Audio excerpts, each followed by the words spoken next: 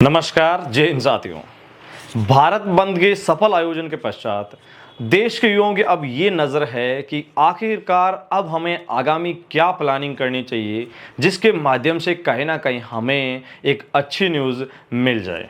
ये लगातार साथियों के मैसेज आ रहे, क्वेश्चंस आ रहे हैं और इसके ऊपर हमने एक लंबा कंचन किया है। आपके तमाम जो क्वेश्चन है उनके सुझाव आप हमें निरंतर भेज रहे हो और आपसे उम्मीद यही है कि आप भेजते रहेंगे। लेकिन यहाँ सबसे पहला क्वेश्चन ये बनता है कि क्या हमें एक दिन का आंदोलन करना चाहिए या लंबा आंदोलन। मतलब आपने एक दिन का भारत बंद कर दिया, अब इसका मतलब ये नहीं है कि आपको यहाँ थक के बैठ जाना चाहिए। आपको निरंतर प्रयास करना चाहिए, क्योंकि निरंतर अगर कोशिश करते रहेंगे तो आप ज़रूर इसमें कामयाब हो जाएंगे। दूसरा, सोशल मीडिया के ऊपर हमारा क्या मतलब रूपरेखा है। तो देखिए, सोशल मीडिया के ऊपर हमें निरंतर कोशिश करनी चाहिए। क्यों करनी चाहिए? कई सारे साथी इसमें थोड़ी सी नेगेटिविटी रखते हैं, बोलते हैं कि इससे पहले हमने कई ट्विटर ट्रेंड चला लिए, इसका कोई इफेक्ट नहीं हुआ, इसका कोई बेनिफिट नहीं हुआ। तो मैं आपको बताऊं कि हमने अभी तक एक एक दिन का ट्विटर ट्रेंड चलाया है। बताए जा रहे हैं कई इसने मामलों की जानकारी इस बारे में बता रहे हैं कि हमें निरंतर इसके बारे में रखना चाहिए, कम से कम 5-10 दिन का ट्रेंड चलाना चाहिए, तब जाके हमको कहीं ना कहीं एक पॉजिटिव मैसेज सरकार की ओर से या सरकार के पास एक पॉजिटिव मैसेज चला जाता है। भारत बंद की जो तस्वीरें आई, भारत बंद की जो विजुअल आए, उसके बाद कई सारे लोगों ने ये समझा है कि वाकई में देश का युवा कुछ भी कर सकता है। संवैधानिक तरीकों के जो अधिकार हमें प्राप्त है, जो अधिकार हमें मिले हुए हैं, उन अधिकारों के तहत कई हम जो आपको पता है हमें अपने हकों की रक्षा के लिए जो भी हमें राइट्स दिए गए हैं, उन राइट्स के माध्यम से हम अपनी लड़ाइयाँ लड़ सकते हैं। साथ साथ कई सारे साथी यहाँ ये बोलते हैं कि सर हमें कोर्ट का रुख करना चाहिए। देखिए, यहाँ दो तरीके के विकल्प है। अगर आप कोर्ट जाते हैं तो कोर्ट आपको पता है कि जैसे यूपीएससी में हुआ था, यूपीएससी में क्या था कि यूपीएससी वाले कैंडिडेट कोर्ट्स गए, कोर्ट ने सुप्रीम कोर्ट ने केंद्र सरकार को अवगत करवाया कि आप इन बच्चों के लिए राहत बरतें। यूपीएससी का तर्क ये था कि हमारी भर्तियां तो हो रही थी, लेकिन हमारे कोविड के चलते तैयारी नहीं हुई। कोविड के चलते तैयारी क्यों नहीं हुई? क्योंकि यूपीएससी के कई कैंडिडेट पुलिस में है और कई डॉक्टर में है, मतलब नर्सिंग में है, एनीवन जो भी डिपार्टमेंट है उनका।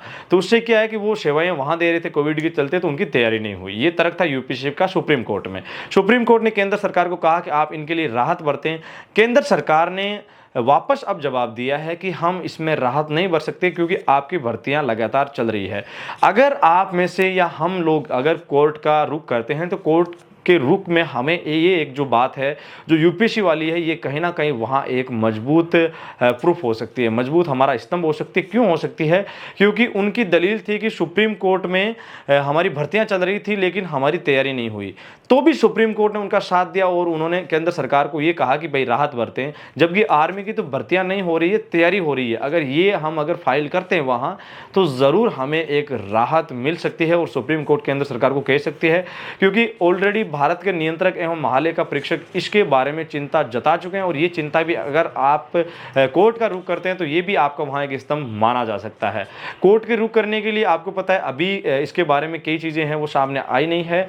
हम एज ए मीडिया पर्सन आपको जो भी जानकारी, जो सैन्य मामलों की जानकारी है, हमारी समझ के आधार पर और किसी भी प्रकार की जो हमें इनपुट मिलते हैं उनके माध्यम से हम आपको ये जानकारी देते हैं। अभी तक किसी भी प्रकार की कोर्ट जाने के ऊपर अंतिम मुहर नहीं लगी है, क्योंकि देश का युवा चाहता है कि किसी ना किसी एंगल से सरकार खुद इसमें आ जाए, क्योंकि हम भी चाहते हैं कि ऐसे मामलों को कोर्ट के माध्यम से ना सॉल्यूशन हो सके तो सरकार पहले करे, नहीं तो कोर्ट हमारे पास रास्ता है।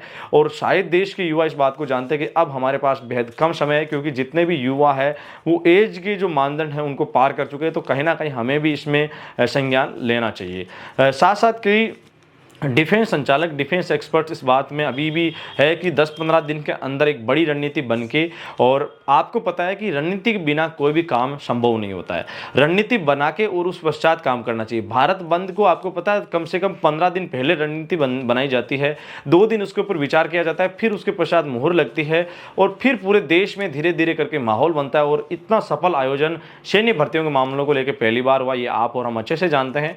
सो आपके जो तमाम क्वेश्चन है इसके ऊपर विचार करने से पहले मैं आपको फिर कह देता हूं कि भारत रक्षा युवा संघर्ष समिति है, उनके जो भी इनपुट मिलेंगे हमें, ऑलरेडी उनका भी अकाउंट्स है, उनके जो अध्यक्ष हैं वो तमाम लोग आपको ऑलरेडी जानकारी देते हैं, लेकिन उनकी ओर से हमें जो भी इनपुट मिलते हैं डिफेंस एक्सपर्ट्स के, वो जानकारी हम आपके साथ साझा करेंगे। लेकिन आपके जो सुझाव है आगामी रणनीति को लेकर आप हमें ज़रूर भेजें, उसके ऊपर ज़रूर विचार किया जाएगा। फर्स्ट सेशन में जल्दबाजी में कोई फैसला ना ले, क्योंकि उम्र जो आपकी गुजर रही है उसका हमें भी पता है, आपको भी पता है, लेकिन कहीं ना कहीं एज सेफली तरीके से हमें काम करना है और उसी माध्यम को फॉलो करते हुए हमें आगे बढ़ना है। साथ ही इस वीडियो से रिलेटेड किसी भी प्रकार के सुझाव हो अपने मेजबान दिनेश को जरूर भेजते जाना, क्योंकि आपके सुझावों को मुझे निरंतर इंतजार रहता है और आपके सुझावों को हम डिफेंस एक्सपर्ट्स के माध्यम से और यहाँ तक कि अब जो आपके सुझाव आएंगे वो संघर्ष समिति को भी भेजेंगे, ताकि आपके सुझावों के ऊपर विचार किया जाएगा। अपने मेजबान दिनेश को दीजिए इजाजत। आप देख रहे थे AD army point. AD army point परिवार का अगर आप सदस्य नहीं हो तो इस परिवार का सदस्य जरूर बने, क्योंकि इस चैनल के माध्यम से आपको सही सटीक विश्लेषण भरी जानकारी जो सैन्य भर्तियों की होती है वो आपको हम निरंतर पहुंचाते रहते हैं। धन्यवाद वीडियो के अंत तक बने रहने के लिए। मिलेंगे एक और ताज़ा सटीक विश्लेषण भरी वीडियो के साथ, तब तक के लिए जय हिंद, जय भारत, धन्यवाद।